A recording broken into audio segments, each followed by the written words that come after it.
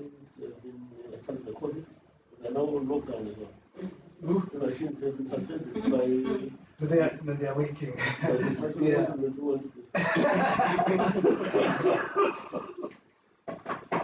Are we ready to get?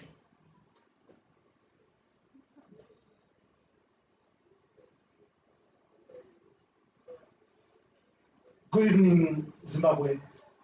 Good evening, viewers of Heart and Soul TV and radio. I want to welcome you to this edition of The Situation Right Now, where we are discussing COVID versus election, COVID versus by-elections, COVID versus democracy, the right for fair representation in democracy versus the right to life. And in studio to help me discuss these issues are respected lawyers and election experts. I'm joined in the studio by one Trust Mahanda, a respected lawyer, chairman of the board of the Electoral Resource Center, has been dabbling between law and election observance. Welcome, Mr. Mahanda. Thank you very much. It's unfortunate you can't see my smile because I'm masked. But I also unmasked. Amazing. Yes. I also have the program's officer from Zimbabwe Election Support Network, one of the biggest electoral watchdogs in Zimbabwe.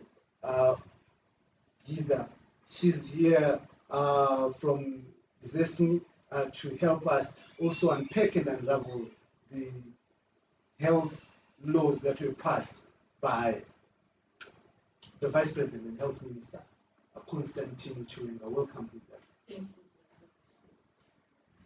Another friend of mine, colleague, a lawyer from the Zimbabwe Human Rights NGO Forum, lawyer for many years. He's been a magistrate, media advocate, worked with the Zimbabwe Law Society, and now he's with the Zimbabwe Human Rights NGO Forum. And in the past elections, he worked with the European Union in their elections observer team. So welcome, Mr. Rupert Mundini. Thank you, Professor. Wonderful. So we do have a wealth of experience as we will be discussing elections today. And this program is proudly brought to you in partnership with COTRAD, encouraging civil participation in governance of this country, in governance, elections, constitutionalism, the legal aspects of our day-to-day lives. They are partnering with Heart and Soul TV and radio. And I am Blessed Mhlanga for The Situation Right Now. Now, the issue that we are discussing today, Mr. Mahanda, has the Vice President and the Health Minister, Constantine Chiwenga, usurped the powers of the Zimbabwe Electoral Commission. And has he acted reasonably in discharging, in bringing out this law? Absolutely. The Minister of Health has usurped the powers of the Zimbabwe Election Commission. I would not even say that he acted reasonably or not reasonably, because you can only act reasonably or unreasonably when you are exercising powers that are not given to you. So when you exercise powers that you do not have, I don't know if you can call it reasonably or unreasonably, but I can say that he has usurped the powers of ZEC, because ZEC is the only institution in Zimbabwe which has been mandated by the Constitution and the electoral laws in Zimbabwe to run elections and to tell elections when they should take place and when they should not take place. And it is ZEC, I believe, that has the mandate also to see when to time elections and when to time, not to time them. But in this case, the minister has usurped the authority of ZEC. Not only has he usurped the authority of ZEC, but he has usurped the functions of the law under which he purported to act, because that law is not mandated by the Constitution, is not mandated by anything. So he acted ultra vires the Constitution. In other words, outside of the Constitution, in usurping the powers of the ZEC. ZESNI has issued a statement, And in that statement, I read that statement from Zesni, which says, in that statement it says, what is good for the goose must be good for the gander. It says that Parliament actually went out and did consultations during the height, the peak of costs. People are queuing every day, bus stations and supermarkets for basic commodities. What makes it so difficult for people to queue to exercise their mandate to vote? Now, can you speak to us about that? Yes, indeed. Essentially, we are saying what has been done is unlawful. Because when we look at the Constitution gives us the basic principles for democracy. It gives us, it talks about the right for representation. And now we are having the electorate having to go for long periods without representation. And this has been worsened by this statutory instrument which has just come in.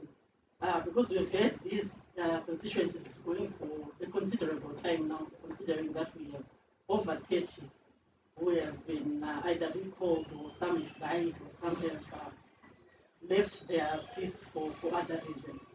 And now, after ZEC had actually proclaimed that we are going to have by-elections of 5%, we are now having this statutory instrument hindering the progress that we thought we had made. So I would say that if children are not going to school, if people are going to the banks, if people are going to work and everything, the lockdown measures have been relaxed, and so we can always go and vote.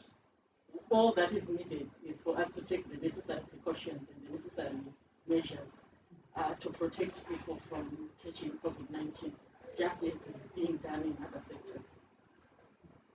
Mr. Mandide, conflicting message coming from ZANU-PF and government. On the other hand, government is suspending all electoral issues. On the other hand, ZANU-PF is going ahead with primary elections to fill in vacancies in those places where vacancies have arisen. Does that make sense? Does it bring logic to you? I don't want to argue from a logic perspective. I want to argue from a legal perspective. And you possibly would want to go back and say, on what basis would the Minister of Health or Vice President have come up with such a decision to suspend elections? And obviously, anyone's starting point in terms of the law would be Section 86 of the Constitution, which basically is the limitation clause, which limits the rights upon which are conferred in the Constitution. The issue of holding by-elections is just like the issue of holding elections. It's a constitutional issue. These are issues which are provided for in terms of the Constitution. And the Constitution in Section 159 provides for the holding of by-elections within a period of 90 days from the time that the vacant is declared, the constituency or the area is declared vacant. So elections are due, and all along they've been suspended on the basis that we are on national lockdown. But what we have seen in the past and recently is that even as we were on lockdown, so many things have happened. You mentioned the issue that even Parliament went out and conducted public hearings. We have seen that people have continued to go to church, people have continued to go to work, people have continued basically with their day-to-day lives. And recently we witnessed the opening up of public transport systems. Now buses are even flying, the combis are back. And we're told that at churches the numbers are now increased from 50 to 100. So suddenly, in the 60 situation like that, you suddenly realize that someone then says, no, you cannot go. And yes, remember when we are talking about the elections, our elections are what best. So people, when they have to go and vote, they will vote within their wards. And do you anticipate, because at times we've had wards with less than 100 people, and people can simply go and queue, maintaining the same social distance. So yes, in terms of your question at the end of the day, the logic of it could actually be political. Everyone, the other political parties, have now relaxed because someone has said there are no elections. But the person whose party says there are no elections is back and says we are continuing with the primary elections in our party. We wouldn't understand exactly what is happening. Viewers, we are coming to you live from this program, and we will be taking your questions. We will be interacting with you. So just keep your comments and questions on our Facebook platforms, and here the panel will answer your questions for you. And I'm seeing a number of comments coming through, a number of people who are watching us. Thank you very much for joining us. Brighton Ramusi, I see you there. Leah, you're always also there. So we will be coming to you. But Ms. Mahanda, why do we constantly have these problems? Is it because our laws are not competent enough to deal with such vagaries of power, if I may call them so? The abuse of power, as you say, as you have said, although not so open. Well, the Constitution is very, very clear around the issue we are discussing. There is no doubt about what the Constitution says. There is no uncertainty about what it says. In fact, the Constitution is clear that once a vacancy is declared to be vacant, there is 90 days within which elections must be then held. There is no scientist that needs to go and test that on whether it is correctly understandable or not. So the Constitution is very clear, like Alfred Magida has said. Once a vacancy has been declared, there is 90 days. And once 90 days come, there must be elections. And the organ that is responsible for elections in Zimbabwe is ZEC itself. That's the organ that's responsible for elections. And the limitation to human rights or the fundamental rights in Section 86 does not limit Section 59, 159, 157, something to do with when elections must be held. That is a clear, separate timing of elections. That has nothing to do with even rights that can be even limited under the fundamental rights. So at the end of the day, ZEC has a mandate. It is an independent body which does not take instructions from any other body in terms of the Constitution. It's an independent body whose functions are not subjected to any functionary of government, whether be it a minister, be it the president, be it anybody. The Constitution is clear. ZEC carries out its own work. And as he said, you cannot, on the one hand, say public gatherings are now allowed. And then on the one hand, when it comes to elections, they are no longer allowed. I come back to the question of whether these regulations are reasonable or not. When you look at reasonability, or reasonableness rather, you are testing objective factors to see whether there is a scientific ground upon which elections cannot be held. For example, if you go to the website now of ZEC, you'll see that they've got a policy on COVID, on how they would run elections during COVID. Everything, they put it in place. And nobody has tested whether those grounds upon which they said elections can be held are not reasonable enough to curb the spread of it. So basically, the regulations come from, as a board from the blue, because it's not based upon any objective factor upon which then the decision to suspend elections could be made. So the Constitution is very clear. I wouldn't want to say it's an abuse of authority or what, because you can only abuse authority that we have. The Constitution does not give you the authority to suspend elections unless you are ZEC, which is mandatory to do so in terms of the Constitution as well as the Electoral Act. Not a minister of agriculture or a minister of home affairs can run elections in Zimbabwe. It's impossible. In 2018, the ZEC chairperson, Justice Chigumba, became famous for the statement that she made, that only an earthquake can stop elections once they are proclaimed. Is this an earthquake, in your view? But it depends on how does it measure on the Richter scale? It may be an earthquake, but you must measure it and see whether it's something that you cannot tackle. It's not an earthquake, because I think an earthquake may be something that is a constitutionally mandated position, then it becomes an earthquake. Not when it is fighting the Constitution. The Constitution in this case is actually the earthquake, because you cannot move it. The mountain which you cannot move, no matter how many earthquakes come, because the Constitution is clear, and I don't think that the regulations can be even in the category of earthquakes. Yeah. Just about 2-3 weeks ago, Justice Priscilla Chigumba announced that they have lifted all suspension on election. And he gave a timeline, saying by the 9th of the 10th, there will be they will actually be conducting a nomination court. Now, do you see anything changing for the West from the time she announced that to now? Does this worry you? Yeah, it is a bit worrying, as my colleagues have been emphasizing that ZEC is the body that has the authority to give directives about elections. And so after we got that directive from ZEC itself, now we are having changes being made. It is indeed worrying. And we are saying other countries have successfully gained, some are in the process of planning elections, both National Assembly, even presidential general elections. We have so many countries that have done it. Even within our region, we have countries like Malawi, we have upcoming elections, Zambia, South Africa is going to hold National Assembly elections on the 11th of November. In the region, internationally, so many elections that have been held, and we have not seen any dire consequences from the holding of those elections in terms of COVID-19 cases. So we are saying we can take a leaf from the book of those countries that have conducted elections, and we can do it here. Where do you see crowding more likely? People waiting for a Zupco to go home at 4th Street, or people voting at a polling station?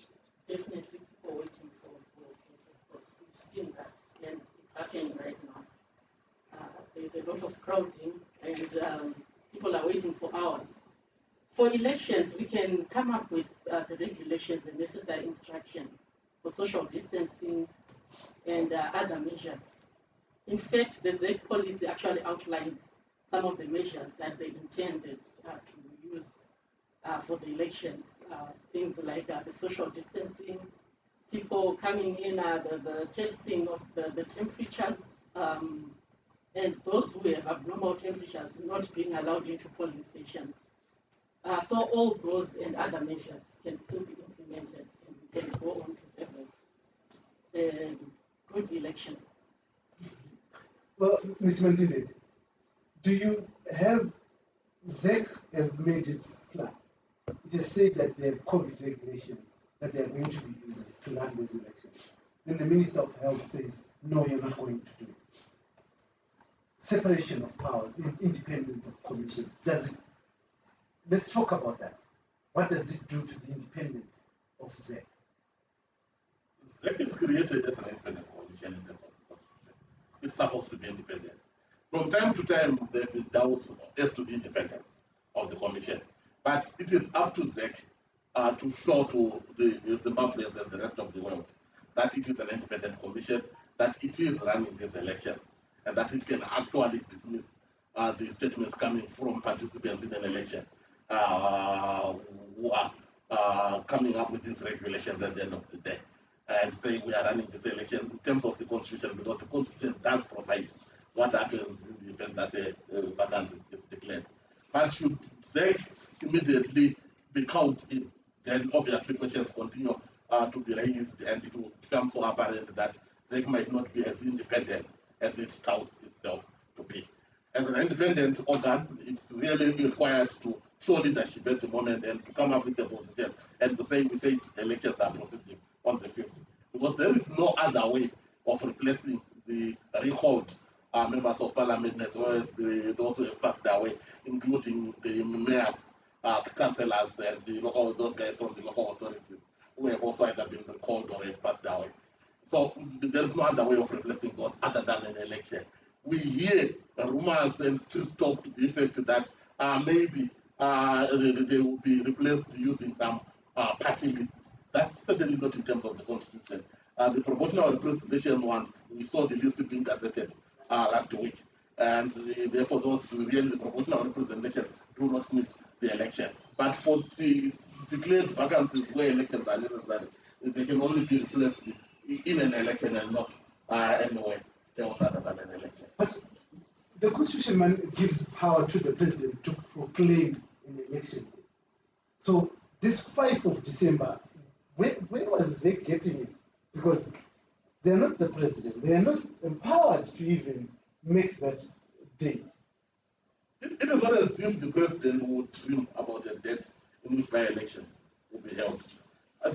What triggers an election is the 90-day period that's mentioned in the Constitution. That within 90 days of this happening, an election should have happened. And I believe ZEC has been quiet all along, taking cognizance of the fact that we were on a national lockdown of a higher level then, and that nothing was going to happen. But ZEC also took into account that the government itself had opened up and allowed so many things to do. Hence, they came up with its own regulations to say, we would manage this. But ZEC was also cognizant of the fact that the 90-day periods were running and that it is required in terms of the Constitution to run the elections. So it's like COVID is here. We have it, we don't know when it will disappear, but elections will still have to be held. Even when we get to 2022-2023 elections, they will still have to be held even if we are in COVID. So we forget about someone waking up and saying, no, harmonize the elections because there is COVID, because the term for the president and the parliament is 5 years, and it will run up to the 50th year of the day that the president was sworn into office. So that's the president is required to proclaim his truth. That's the mandate which he gets in terms of the Constitution. But that does not mean that he chooses a date that he wants himself. He has to follow the Constitution. After all, he took an oath that the Constitution is supreme and you abide by the laws of Zimbabwe. Mr. Manda, indefinite suspension. Let's talk about that. Indefinite suspension is an indefinite suspension of the right of every citizen in Zimbabwe to participate in the election. There are political rights that are in the Constitution that are protected. So if you indefinitely suspend, you actually indefinitely suspend Parliament, because Parliament must be constituted properly. And you are suspending indefinitely the rights of the people to be represented by people of their own choice. And it will mean that those that will be ruling indefinitely and therefore illegally and unconstitutionally. So that doesn't work. It's a suspension of the Constitution on its own, and that creates a crisis in a country where people have to choose their leaders. They have to be represented. What if all the MPs by one way or another are recalled, or they pass on? What will happen? We'll have just two arms of government: the judiciary and the ministers, which is the executive arm of the state. It will not augur well for our democracy. It will not be a democracy, and our democracy is based upon the rule of law and the objectives that are set out in the Constitution. We talk about the rule of law, respect for human rights, political rights being enjoyed. So if you suspend indefinitely, you are suspending actually the operation of the whole Constitution. Do you have a sense? Do you have a sense that there could be selective application of the Constitution, sections of the Constitution of the law, to suit certain political inclinations? Yes, that can be done, but that would then be a abuse of power. The Constitution cannot be unconstitutional. You cannot say a certain section is not applicable and another one overrides the other, unless it is mandated by the same Constitution. In this case, there is no mandate from any section of the Constitution that suspends the operation of the sections that relate to the 90-day period from the day of the vacancy arising. So that choice of which one to use and which one not to apply a constitutional provision, that will then be an unconstitutional act. And of course, it is subject to being challenged. And I think, as Mandela said, that ZEC, the independence of it has always been in question. And I think this is the time for them to show that they are independent. How do they show that? They may just proceed with the elections as if that type of instrument was never put in place. Because the Constitution says anything that is contrary to the Constitution, to the extent of its being inconsistent with the Constitution, is void, as if it was never written at all. The other way that they may do is to take a case for themselves, is that to go to court to declare that invalid. You don't wait for the citizen to take up their rights to do that, because it's your duties and functions of a ZEC that have been emasculated, that have been taken away. So it's your duty to protect your turf. You don't have to wait for a citizen to go to court to declare that invalid or void. All they need to do is to take it upon themselves. They've done it before. They go to court and say, we need an extension of time because of the following reasons. We need these people to vote because of the following reasons. They've done it before. They can still do it now if they want to show that they are independent. Would you rather see people die after voting? Because the Minister of Health is clearly asserting a public health right in this promulgation of the law. Okay, I really don't think that people would die after voting, as in being caused by the voting process. I think that is a very far-fetched idea. Because as it is, everything else is going on normally. And we have not seen the spike in number of cases because the economy has been opened, or because children are not going to school, or because people are going back to work and everything.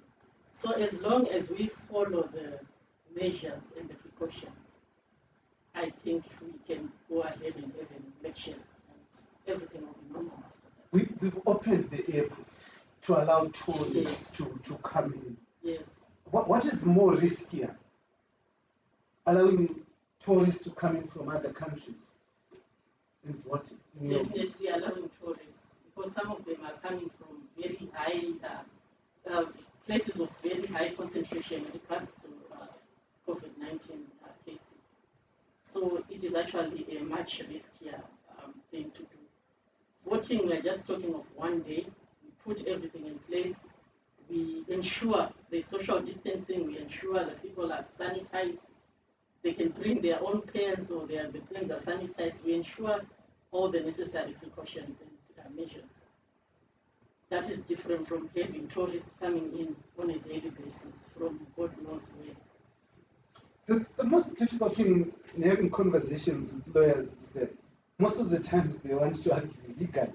I want us to touch the heart of the people, Mr. Mandinde, to talk logically and try and get connection with the people who don't understand chapter this and chapter that.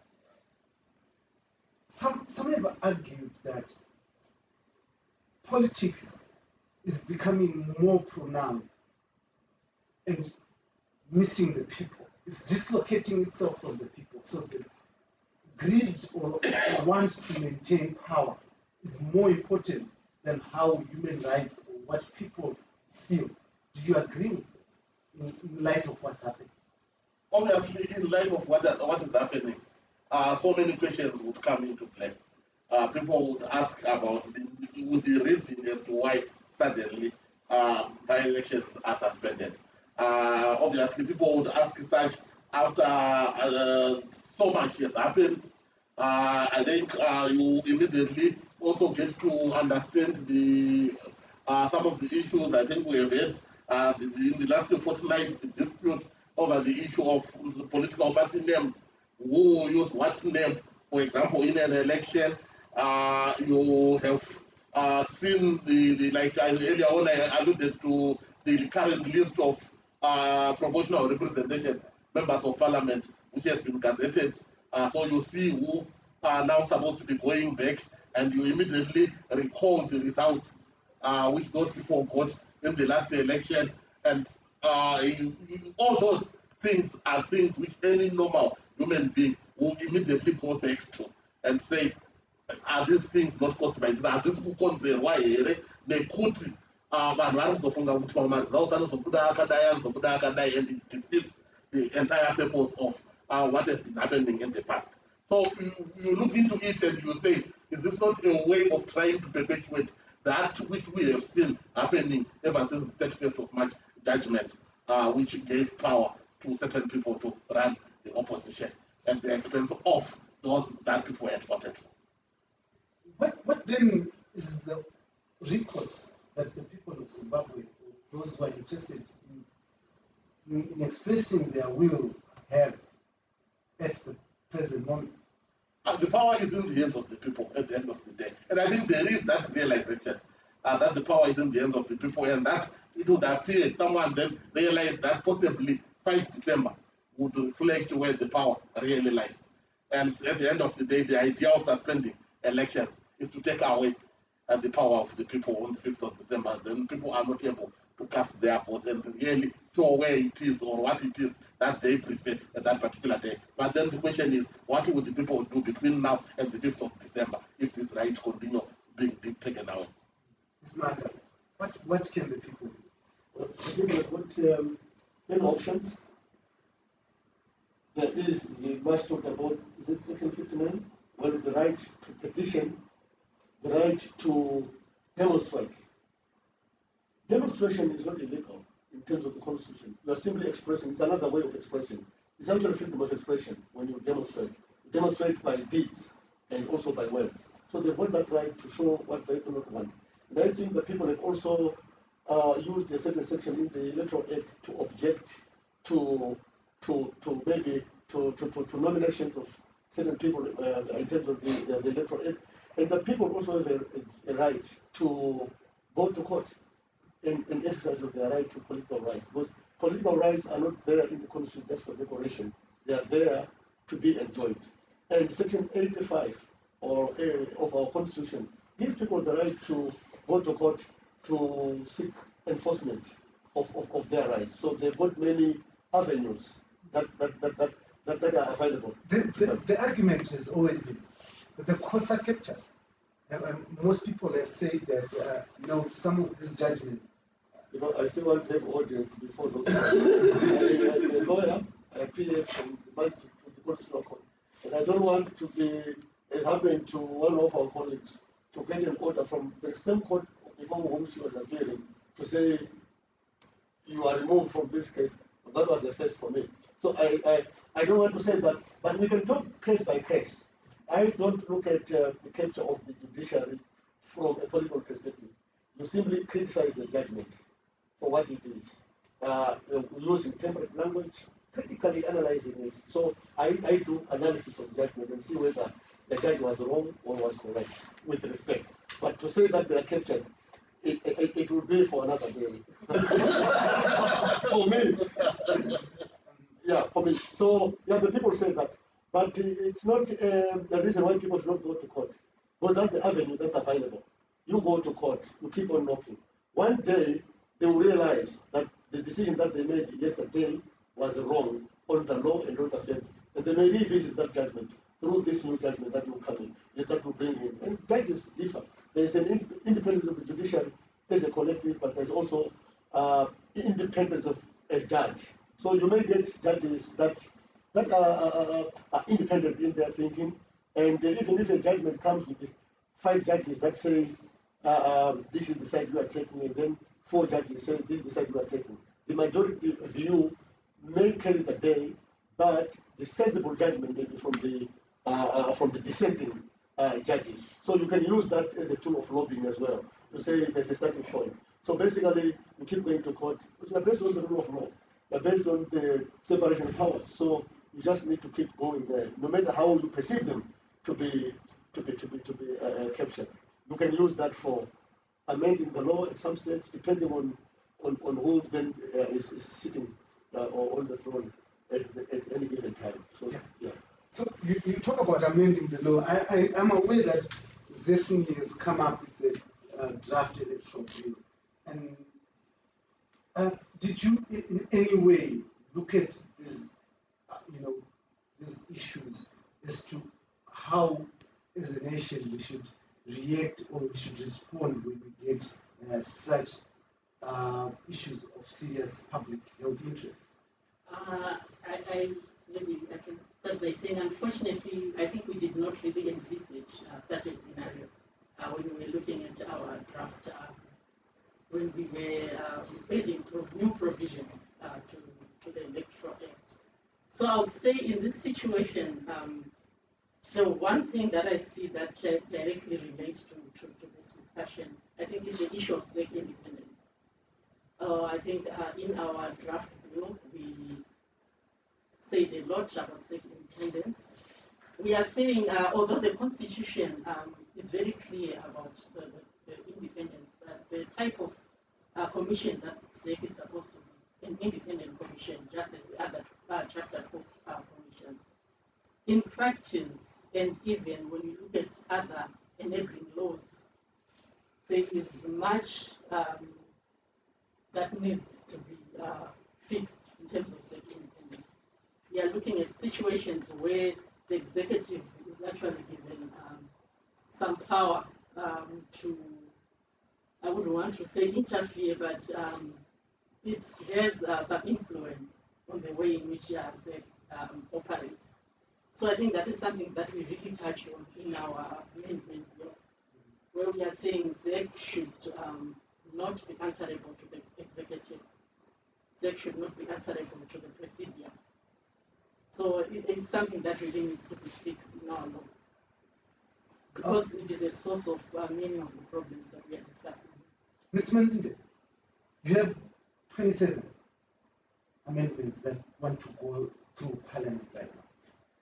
You've got the information bill that is also being pushed and being discussed in Parliament right now. And you have more than close to 50 MPs who are missing. And of those who are missing, those that are going to be replaced. And as you mentioned in your previous argument, that you look at the previous election, they lost those elections, most of them. So you have people in Parliament who are not supposed to be at the particular time where such critical and crucial changes in our law are happening. What is your view? What is your take on that?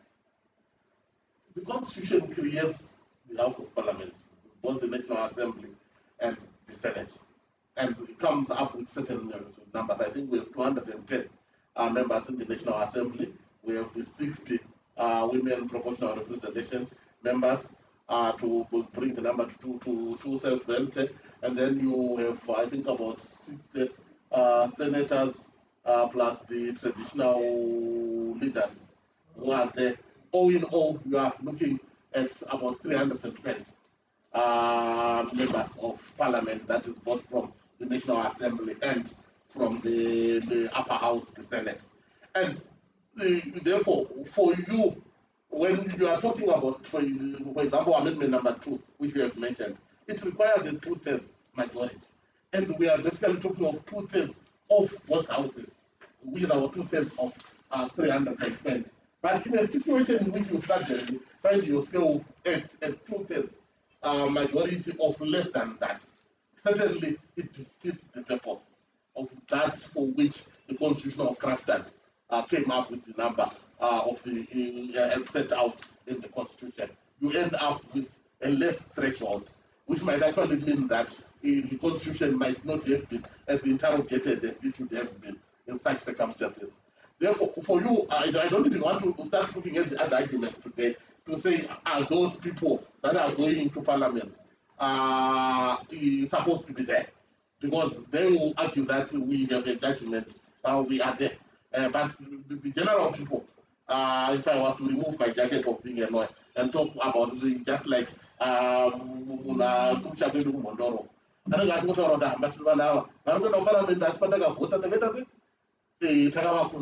so if you have to talk like that, people lose confidence in the system. People lose confidence in the manner in which the laws are coming in, because they actually believe that the people who are going there are compromised.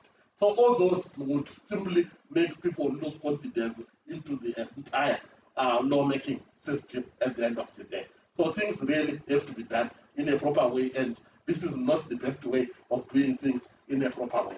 Obviously, as you mentioned much earlier, this could be more political than legal, despite the fact you put it to corner, table, but at the end of it, surely does it make sense? Let's talk about the confidence of the general people in elections. Do you see this improving the confidence of the people? Because I know you've been pushing through voter education to ensure that people register and go and vote. In the 2018 general elections in Bulawayo, areas of around Matebele, there was this poor voter registration. No interest in electing. Yes. Yeah, there have always been many causes for voter apathy. But now when we have a situation where voting itself is not being done, I think it actually it actually perpetuates the issue of voter apathy. Because for people to understand the reason why they have to vote, they have to see results. They have to see themselves voting and actually getting the results that they would have voted for. So in this case, where proclamations and regulations are coming about suspending and cancelling elections, I think it will go a long way in actually increasing voter apathy, especially in regions where there's been under registration for other reasons.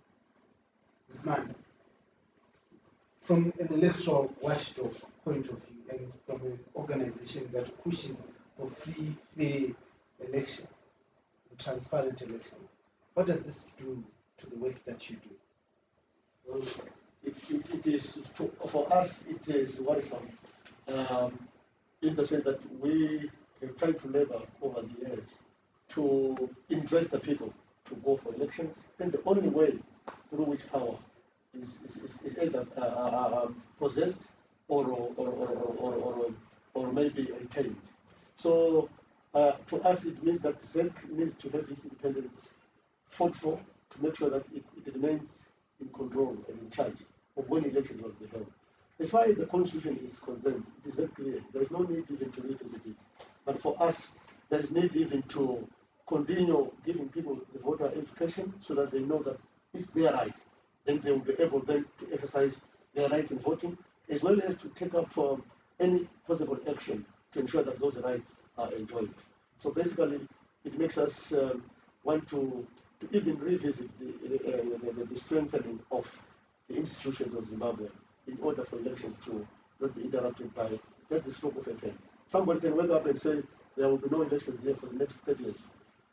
We are frozen. And then what? So what will happen to the people's rights to choose people of their choice to represent them? So it makes us really want to work harder to educate the people and tell them what the Constitution provides for them so that they will agitate for it by way of either going to court, talking to the powers that be in order for their rights to be enjoyed. Yes, I'm coming to you, viewers. Let me just go through some of your comments that you've been making. Tawanda Chishingo says, vanhu vari kuunganidzwa kumusangano wezanu kumachechi 1 maelections ndiwo anganetsa here pakuvhota hapatogaripo kungovhota munhu woenda, asi vanhu vari kuswera kuchikoro nekumachechi zuva rega rega tisavanda necorona vanhu vezanu. These are views that are coming from Tawanda Chirinda. He says that a statutory instrument has no power to suspend the constitution. I quoted. Vachirengwa as Minister of Health, havana kana simba rekumisa kana kurambidza election muno muZimbabwe inova iyo yatove banana republic yedu. ZEC ngaingovamirira simple. It will not work. Vachirenga will work. Now, this comments coming from the general public, what does it do? Because government is government with the consent of the people. Is it not? It certainly is. And they keep saying that people voted to 31 July 2018. They are there because they say they won the elections, and therefore the issue is at the end of the day is to listen to the people who gave you the mandate to go through the next 5 years. But obviously, when things happen like this, those that gave you the mandate start questioning. So you look into it and you keep wondering, are things going smoothly, are things going correctly? Is the government really interested in our public health? But as one of the listeners and followers is saying, that everything else is happening. Children are even going to school. We are busy at the moment, the parents gathering school fees for our non-exam classes. Our Sonyora Goren was supposed to be back in school by the 26th of October. We have seen at the moment, as I highlighted earlier on, if you recall when COVID started, my buses were actually operating at a less amount. I think it was up 50% of carrying capacity. At the moment, we have seen buses carrying in excess of 100% of their load because of passengers. Here and there you are told about the sanitization and what's the. So those are the same things which can even happen per polling station. As what people are saying, to say if you let a polling station, people will be required to have my mask out, we have our masks as coming in, we sanitize. Those are the things you would see happening if we want to see it happening per polling station. And we maintain our social distance, and then the distance simply goes, put X work in order, and life continues to go on. As I mentioned, the COVID is with us to stay. We don't know. At the moment in the Americas and in the Europes, the numbers are actually going up. But for America, the constitution says the elections will be held on the 10th of November. And they shall be held.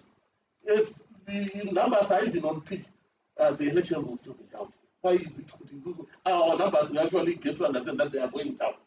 And so that, so you wonder really, and at times you end up having to agree with the sentiments of the people. As you came out with the draft bill, it is common knowledge that in the past elections have been contested mostly on executive interference of the election, on changing of the rules of the game on the eve of the election through the Temporal Presidential Powers Act and the other things. Do you have any specific clauses there that will work to ensure that this doesn't happen? Yes, we have looked at, especially with regard to strengthening the independence of the ZEC, where we are saying we want to limit or to remove all executive interference. ZEC is supposed to have the final say in all election-related matters. So that is how we tried to strengthen its independence by saying that it shall not be answerable to the executive, but it shall be answerable to Parliament, which is a more representative body. Parliament, which is constituted by politicians who are actually contesting for political power, and at the moment who we can't vote for. Yes, so that is where the dilemma comes in, that we need that representation. Just recently, hosting the Malawian president, Lazarus Chakwera, president of this country, hinted that in future it might really not be necessary to have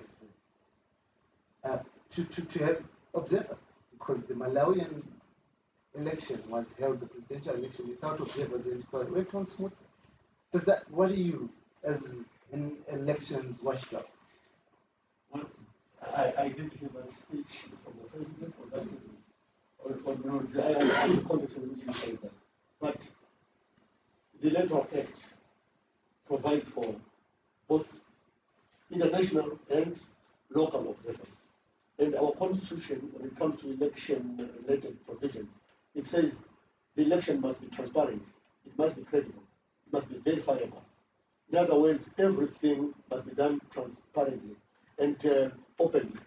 You know, if you have got the correct gold, why are you afraid to take it to the testing machine? It's not fake, so why are you afraid? So the constitution is clear that observers can come in. The principles are of openness, they are of transparency, credible, verifiable, and the Electoral Act specifically provides for those. Maybe the president could have been saying, well, if Malawi did it, we can also do it. But he wasn't saying electoral observers are not necessary. Maybe he was just saying, if they could do it, why can't we do it if they did it? You know what I'm saying? So obviously he was trying to say, maybe to say, elections can be held so openly and so credibly that no one will come and condemn what we are doing. In other words, he was saying the systems would be so clear that nobody will cry for. You don't need a referee if you are good players. You know that you're offside. You know that the ball you've kicked it out, it's someone to throw in, you know. But you need a referee to see to it that the rules are being kept. Yeah. Here, Solomon Bismarck says that other countries have gone to elections during the peak of COVID. Mali, Malawi. What is the interest at play?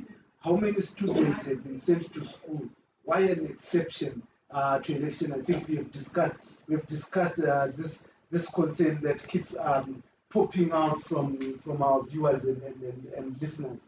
But you, in your draft, the part I read, you also wanted to ensure, in line with observers, that the committee that accredits observers should not have anything to do with the executive, like it currently does. Can you talk to us about that?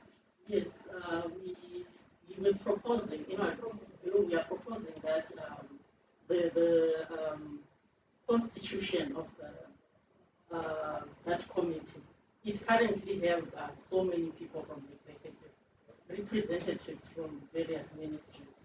But we are saying these people are politicians and they have an interest in the election. They are probably contesting in the election. So we said we want to have more neutral people constituting that body, so that we create that, we increase that credibility and that trust in that body. Amazing. But Mr. Mandinde, the argument that there's too much military in the security forces, this is what really compromises the issue of ZEC's independence. Let us interact with that. I hear you on this particular issue. Obviously, as a bystander, I have just continued to hear about the militarization of state organs. But as an observer, I have no further information other than that. I think last week we even saw one where the Auto Services Board was purportedly saying it would not take junior doctors who now have to be enrolled to the army. So these are some of the comments you just get to hear from the people. But the issue is when you then speak to some, they will tell you, hey, militarization, but the issue at the end of the day is when we're talking about elections, people always prefer the civilian way of doing things. That is why you find a vice president. When he became vice president, he comes in and retired, so as to try to do away with what? The militarization. So that is no longer a military man, but surely because we continue referring to him as retired, so and so, it then becomes difficult to convince an ordinary person to have a slave military, because militarization so yeah, when you want the civilian government, let it be civilian. Mr. Maanda, what can we do going forward to improve the electoral systems of our country? I mean, what can we do to ensure that people have faith and trust? That's a mention that we have. But as ERC, we have written extensively on the analysis of the legal provisions as they stand today. We have critiqued the law and seen where it needs to be improved. One of those fears is you have asked about militarization. We have written to ZEC to say, in terms of the law that gives us the right to information, can you give us the people who are going to be manning these elections, so that elections are not seen to be, are just not done fairly, but they are seen to be fair, because justice must not only be done, it must be seen to be done. So we've requested that information. We've also said the chiefs, the traditional leaders, they must have a clear-cut demarcation from the politics of the day. Because the traditional leaders, their mandate is in the constitution, and they must not be partisan.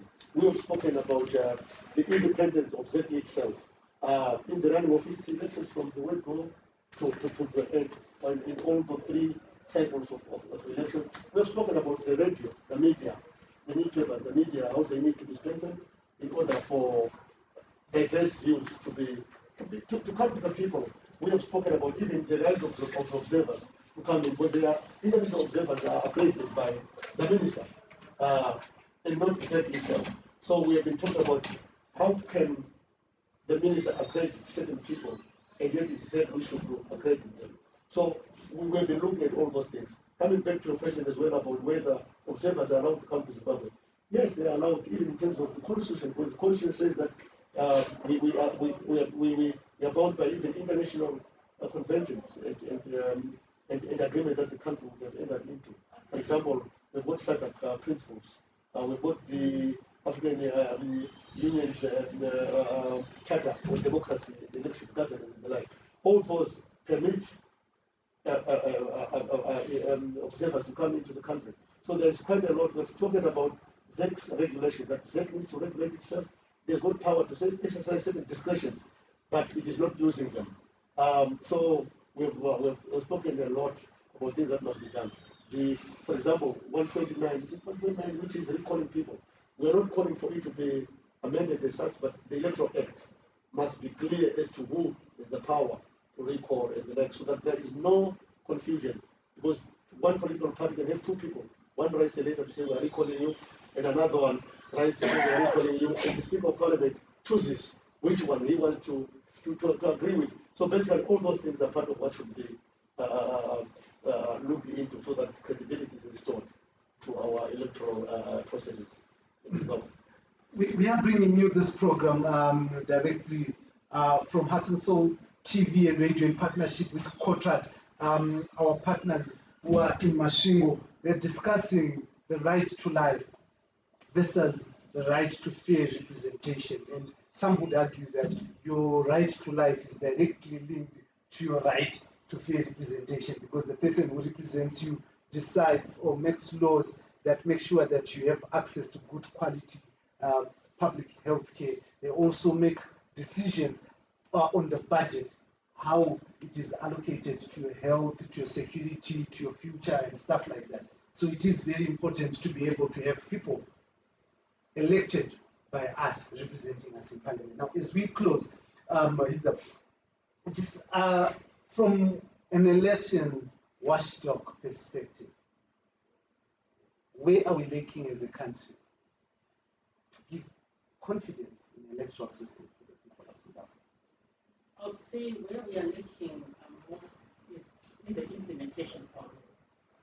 When we look at our constitution, we have a very excellent constitution in terms of many of the provisions. But we are saying most of those good provisions are not being implemented well to the letter as they are supposed to be. And we are also having a situation where some of our enacted laws are not properly aligned to the constitution. So that is why, as ZESNI and other members, other civil society organizations that we work with, we continue to advocate for the alignment of those laws, and we also continue to advocate for those gaps that we have seen in the law, now in the form of this amendment bill, which started off as a petition and other advocacy efforts. We want to make it right with the law, and also we want to advocate for the proper implementation of the law. Implementation of the law, very, very important aspect that we've had in different forms. We have the good law, but we do not have the implementation. It is just on paper, and nothing much is being done. Mr. Mandibe, your closing remarks are coming from civil society, a human rights perspective. Can you talk to us, elections as a human right, and how it needs to be defended? I think at the end of the day, what we have actually stated is in position that elections are human rights. Elections are the only way in which as citizens we manifest and we go out and try to express our will.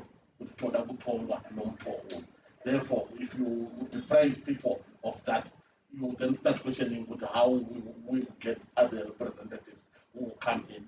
So the ball goes back to citizens at the end of the day to say how can we protect our rights, how can we protect our votes as citizens, and how can we protect if I them as our citizens of Zimbabwe if we really want to express ourselves in the manner which is consistent with what needs to be done in an lawful way. We have been patient as Zimbabweans for a very long time, and we always have hope that elections will bring what we desire as Zimbabweans, and we look forward to the day that the elections will count, and we hope a day will come when they will count, and people of Zimbabwe are supposed to be the ones to fight for the protection of their particular votes. Chairman Man, I'll give you an opportunity to also just put in your closing remarks. I want you to talk to government. I talk to the government. I want you to look into the camera and talk to government. So look the government in the eye. Well, my talk to government would be to say that the constitution of Zimbabwe is a grand norm. It is the fountain upon which all other streams will flow. It is the basis of governance. It is the basis upon which every other right can be enjoyed. So any law that is made that contradicts what the Constitution has said, which is the voice of the people, in fact, that law becomes void for its inconsistency with that law. So the Act of Parliament should be born out of the Constitution, and the regulations that are made by ministers must be born out of compliance also with the Act. So there is nothing in the Electoral Act that gives power by way of regulations to a minister of another ministry other than ZEC. So my plea is to say, let's go by the Constitution as it is, and let's respect what the people have said, and give them the chance to choose who should govern them, because water, life, and everything else, the roads, the hospitals, are all hinged on the right to being represented. And so when people choose a governor or a ruler or anybody whom they choose, they will be looking at those issues that pertain to their life. So elections are connected to life. Thank you very much. I wanted to thank our viewers for joining us in this amazing discussion, panel discussions which I've had with elections experts. Trust Mahanda from the Elections Resource Center, Hida from the Zimbabwe Election Support Network, and Wilbert from the Zimbabwe Human Rights NGO Forum, and I am Blessed Mklanga, currently the award-winning elections investigative reporter in Zimbabwe. So a wealth of elections reporting and discussion and observing experience that we had in this program, which was brought to you in partnership with COTAD, our partners who are in Masvingo, as we discuss how the people are governed with their consent. The government of this day, the government of Zimbabwe, which is led by President Emerson Mnangagwa, has arrested a lot of people, accusing them of wanting to unconstitutionally sit in a constitutionally elected government. It is therefore incumbent on this government to ensure that it allows the people to constitutionally elect the representatives that they want in the constitution, in parliament, in line with the constitution. This is the situation right now on Heart and Soul TV and radio. And I am Blessed Mklanga. Thank you for joining us. And thank you all for Thank you. Thank you.